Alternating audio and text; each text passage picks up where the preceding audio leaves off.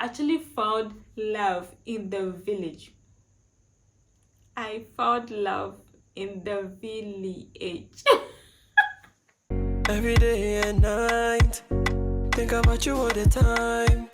I'm all in for you, and I know that one day things gonna be alright. My whole day, incredible pair. Man, on tonight, my end, the other. Oh, my lady, baby, you know I got you. Whenever you need me, I'll be there for you. Don't keep trying, I'm never gonna let you go. I go be your shelter, shelter, anything you want, baby. Tell me,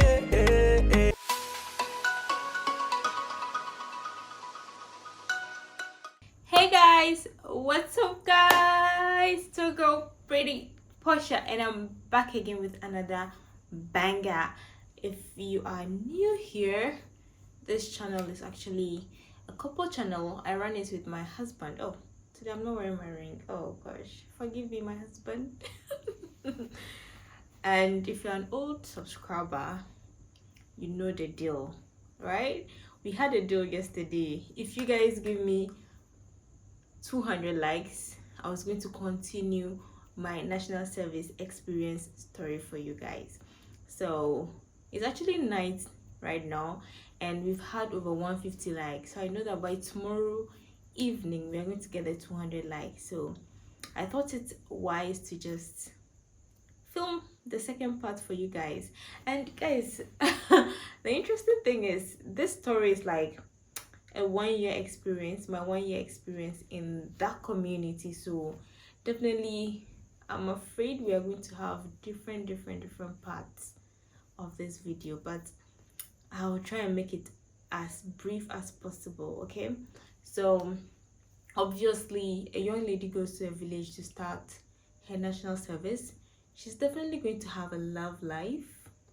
Yes, she's definitely, I would definitely have to tell you what actually happened there, what I was actually doing there, how my teaching experience was over there. And like I said in yesterday's video, there was a curfew. That means there was war. How did that curfew end? How did things end over there? If you are new and you've not watched the first part of this video, I'm definitely going to put it somewhere up here or here. I'm not too sure where, but I think it's here. Yes, I'm going to put it somewhere here. Just click on it and then you would understand where we are coming from. But just a quick summary, I was from the southern part of Ghana, or I am from the southern part of Ghana, and I was posted to the northern part of Ghana. When I got there, there was curfew and so on and so on and so forth. So guys, which part of the story do you want to hear? Is it the love bit, the love the love I found in the village bit, or the curfew that was in the village bit, or what I was actually doing there? I'm waiting for answers. I'm waiting for your answers.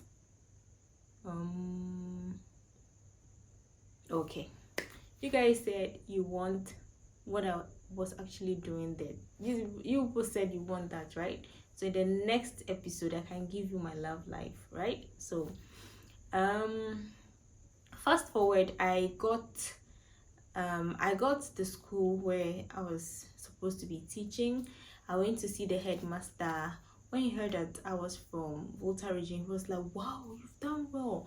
Like so many people from the south do not like to come to the north. You've really done well. And I was like, oh, thank God. In my head I was like, oh God, thank you, thank God.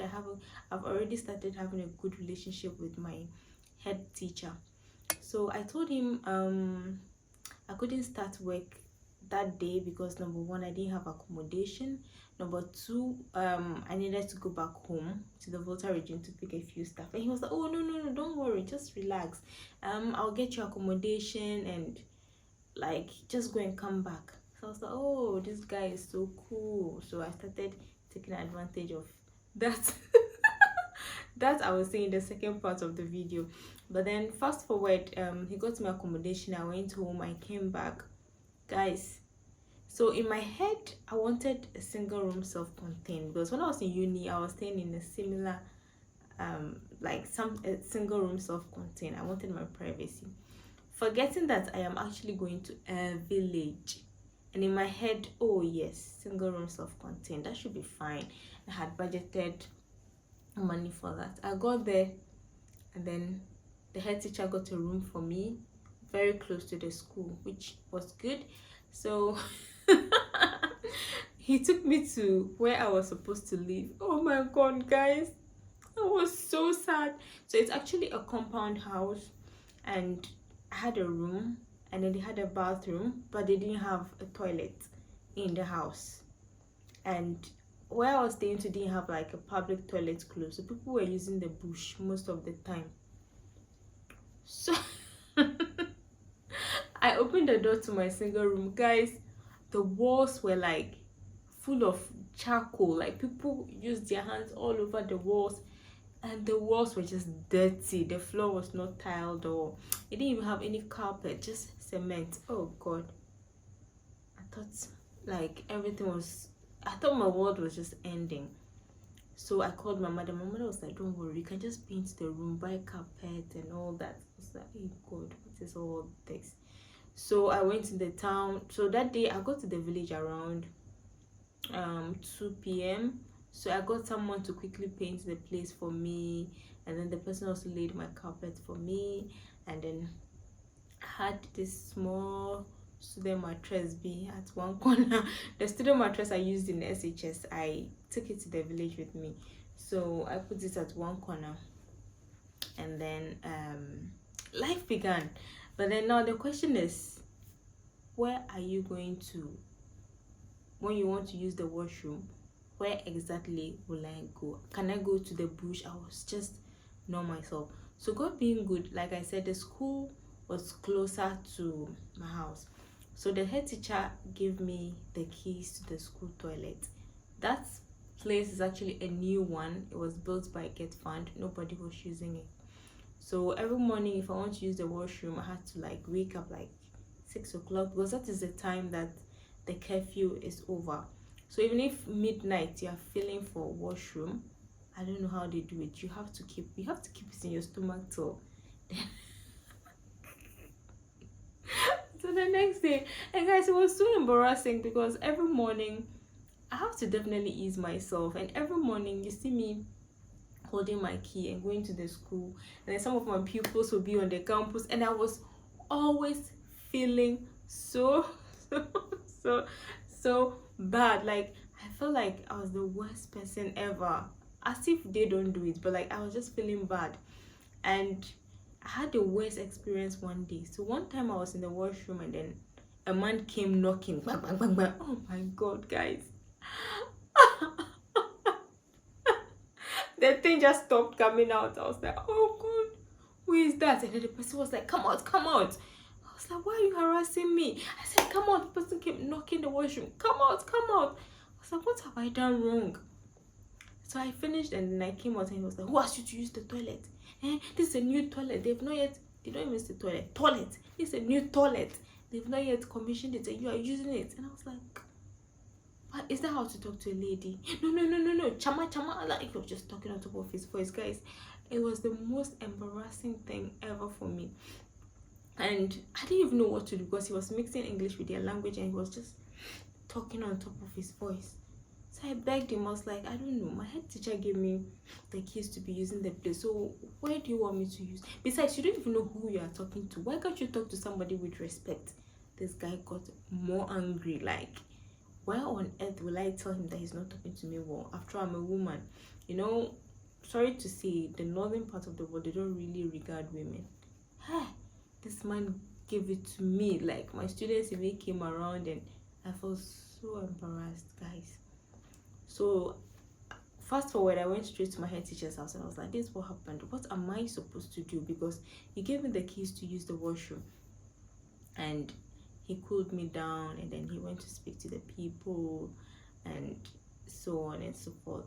And then what other experience did I experience in that village? And we also didn't have water in the house. There was no water, so I had to buy a very big barrel. Then I put it at one corner of my room, and I have never fetched water in a in a what's the name, in a basin before. So I had to get my students to fetch water for me, and it was not easy because sometimes you want them to fetch water for you, they are busy, they are this, they are that. So I had to economize. Like I was using half buckets of water to bath, and God being good, we had a lot of rains in that area. So when it's raining, then I'll be collecting water. But majority of the time, my students used to come and fetch water for me. And even telling them to fetch water for me, cry was like a burden for me. I didn't even know how to tell them. So some of them got so close to me that they could ask me, "Oh, Madam Portia, do you want water?" I was like, "Oh, I need water. Oh, thank you." Now, another thing was sweeping of the compound where I was staying. Guys, I never used charcoal. Like my neighbors were using charcoal and things to cook, and I never used charcoal to cook. And they used to make the whole place dirty. And then they'll come and knock my door, "Madam, you've not swept today." Oh, oh God. Then I have to get that part done. Take broom, sweep the compound. Hey, guys, it was not easy for me. And I had a few friends, but that is also another story for another time. But like, it was not like a good experience for me. These little things like made me so sad. But God being good, I had nice people around that made my stay. Guys, you know how we do it. If you want to know the love bit of my experience in the northern region doing my service, you know what to do already. Let's push, share my videos, and let's get like 2k. If we get 2k views, I'm going to tell you my love experience. Guys, I actually found love in the village. I found love in the village. Guys, please don't forget to follow me on Instagram. I'm at Pretty Trevor, and I'll see you another time. Tell me